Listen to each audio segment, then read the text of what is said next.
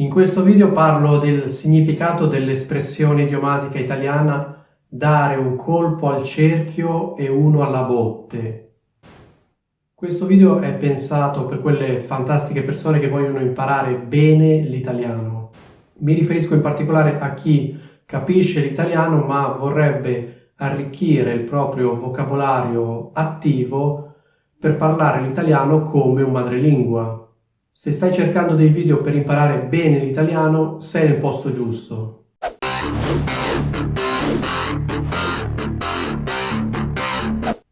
Ciao a tutti, io sono Luca e in questo epico video volevo parlare di quello che è probabilmente il modo di dire in assoluto più difficile della lingua italiana.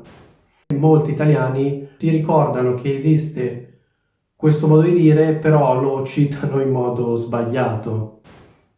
Io stesso vi confesserò che fino a qualche tempo fa avevo difficoltà con questo modo di dire, cioè non mi ricordavo mai quali fossero i due sostantivi. I sostantivi sono cerchio e botte.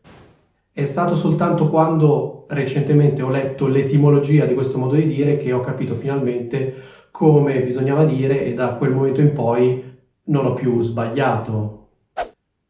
Il modo di dire propriamente è dare un colpo al cerchio e uno alla botte.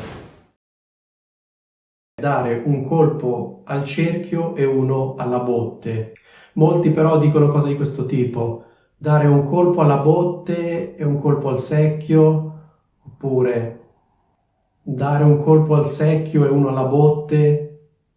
Poi ci sono anche quelle persone che ricordano la prima parte, iniziano a dire dare un colpo al cerchio e poi però non si ricordano qual è l'altro sostantivo. Per qualche strano motivo molte persone tirano fuori la parola secchio in riferimento a questo modo di dire. Penso, ma questa è soltanto una mia ipotesi, che questo sia dovuto al fatto che esiste il modo di dire e buonanotte al secchio. Quindi forse per analogia, un suono simile, le persone sono portate a dire dare un colpo al secchio e uno alla botte, no? Secchio, botte, buonanotte al secchio, ma questa è soltanto una mia ipotesi. Cioè fondamentalmente vengono confusi due proverbi. Qualche tempo fa avevo fatto un video anche sul proverbio e buonanotte al secchio, vi metto qua in alto il link. Se non conoscete questo modo di dire vi invito caldamente a dargli un'occhiata. Come dicevo, per evitare di confondersi risulta particolarmente utile imparare l'etimologia di questo modo di dire, ovvero da dove deriva questo modo di dire, perché si dice così. Allora il sostantivo botte probabilmente lo conoscete, la botte è un tipo di contenitore, di solito di legno, e di solito la botte viene usata per il vino. La botte di solito è di legno, ma ha dei cerchi di ferro, di solito uno in alto e uno in basso. Ecco, questo è il cerchio di cui si parla in questo modo di dire. Quindi c'è la botte e il cerchio. Il cerchio sarebbe quel cerchio che tiene ferme le doghe della botte. Cioè la botte è fatta di doghe di legno, queste doghe sono tenute insieme da due cerchi, di solito uno in alto e uno in basso. Tra parentesi, la botte compare molto spesso nei modi di dire italiani. Per esempio in passato ho fatto 3 video su 3 diversi modi di dire con la parola botte. Il primo è il proverbio non puoi avere la botte piena e la moglie ubriaca. Vi metto il link qua in alto. Poi c'è il modo di dire nella botte piccola c'è il vino buono. Ecco, vi metterò il link qua in alto, uno dietro l'altro. Quando finisce uno vi metto l'altro. E poi c'è il modo di dire essere in una botte di ferro. Per esempio, siamo in una botte di ferro. Oppure pensa di essere in una botte di ferro. Ecco, qui in alto vi lascio i link, se avete voglia dategli un'occhiata. Detto ciò, torniamo al nostro modo di dire. Il modo di dire dare un colpo al cerchio, un colpo alla botte, fa riferimento proprio al processo di creazione delle botti. In passato c'erano degli artigiani che si chiamavano, se non ricordo male, bottai. Ecco, queste persone producevano le botti, cioè costruivano le botti, prendevano le doghe di legno e facevano delle botti. In particolare, una volta che avevano messo il cerchio intorno a queste assi di legno, Col martello davano un colpo al cerchio per farlo entrare bene e un colpo alle doghe. Quindi fondamentalmente alternavano i colpi, davano un colpo al cerchio di metallo e un colpo al legno della botte. Qui con me ho questo oggetto, che cos'è? Il martello di Thor? No. Qui con me, come vedete, ho un martello. Qui con me ho questo oggetto, forse lo riconoscete, è il martello di Thor. È il martello di Thor. Comunque sia, il bottaio usava questo oggetto, il martello, e dava un colpo al cerchio, cioè sul metallo, e un colpo al legno, quindi un colpo al cerchio e un colpo alla botte. In particolare alternava i colpi. In questo modo riusciva a fissare come voleva il cerchio sulla botte.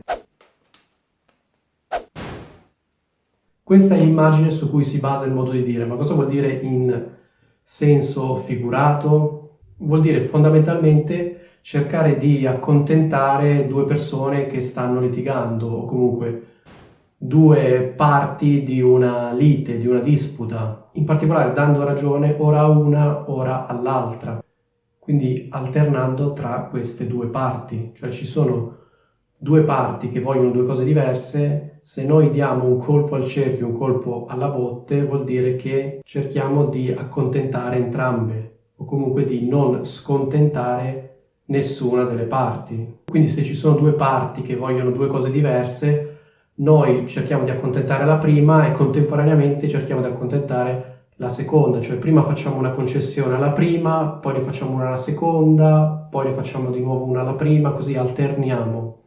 Il nostro obiettivo è che entrambe le parti siano soddisfatte. In questo senso noi non vogliamo dare ragione a una delle due parti, perché altrimenti poi l'altra parte si offende.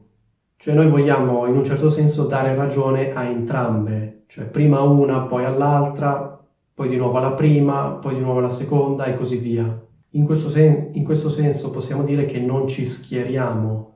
Forse non conoscete il verbo schierarsi. Schierarsi vuol dire proprio questo, cioè dire da che parte si sta, cioè prendere una decisione, che è il contrario che fa una persona che dà un colpo al cerchio e un colpo alla botte. Questo modo di dire, a seconda dei casi, può essere positivo o negativo. Questo comportamento infatti può essere un tentativo di mediazione, cioè di trovare un compromesso tra le due parti, cioè la persona che dà un colpo al cerchio e un colpo alla botte cerca di aiutare le due parti che stanno litigando a trovare un compromesso, quindi in un certo senso funge da mediatore. Però diciamo che il più delle volte questo modo di dire ha un valore negativo e si riferisce proprio al fatto che la persona, pur di trarre vantaggio da una determinata situazione, non si schiera, non prende nessuna decisione chiara e cerca di accontentare ora una parte, ora l'altra, probabilmente per trarre vantaggio da entrambe le parti. Perché, e lo sapete meglio di me, che se c'è una persona che vuole una cosa e l'altra che vuole il contrario di questa cosa, risulta difficile accontentarle entrambe. In questo senso, questo modo di dire è molto molto simile al modo di dire salvare capra e cavoli, oppure cercare di salvare capra e cavoli. Qualche tempo fa avevo fatto un video anche su questo modo di dire, vi metto qua in alto il link. Se volete imparare anche questa fantastica espressione, vi invito caldamente a dargli un'occhiata. Ma questo non è l'unico modo di dire simile a dare un colpo al cerchio e uno alla botte, ce n'è anche un altro, che è tenere il piede in due scarpe. E fate attenzione che ho detto tenere il piede in due scarpe, non tenere due piedi in una scarpa. Qui vi metto il link a questo modo di dire. Se volete dategli un'occhiata, sono tutti e tre modi di dire molto molto comuni. In alcuni casi si preferisce dire salvare capra e cavoli, in altri casi dare un colpo al cerchio e uno alla botte e in altri casi tenere il piede in due scarpe.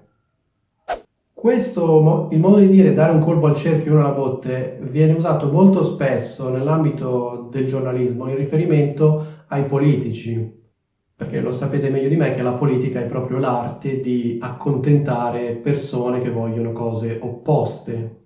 e proprio nell'ambito del giornalismo è stato coniato il neologismo cerchio-bottismo, quindi cerchio più botte, poi è stato aggiunto il suffisso ismo, che indica proprio l'atteggiamento di cui abbiamo parlato, ovvero il non prendere decisioni chiare, ma al contrario cercare di accontentare un po' tutti quanti. Ecco, questo è quanto. Spero che questo modo di dire vi sia piaciuto. Qui in alto magari vi metto il link della playlist in cui ho messo centinaia di modi di dire italiani. Se volete arricchire il vostro vocabolario attivo e parlare l'italiano come madrelingua, vi consiglio caldamente di dargli un'occhiata.